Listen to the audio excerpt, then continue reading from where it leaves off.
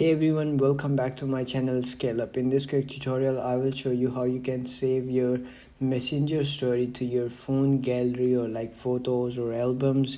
So let's get started. Open up your messenger app and log into your account and connect with the good internet to download your story. So whenever you click on the story at the bottom, and you will comes in setting your stories, and you have to simply click on your story, and you will see over here on the top three dots over here. Click on that, and then you will see this pop-up menu over here. So simply click on save, and it's gonna be saved in your gallery. So as you can see on the top, pop-ups over here saved.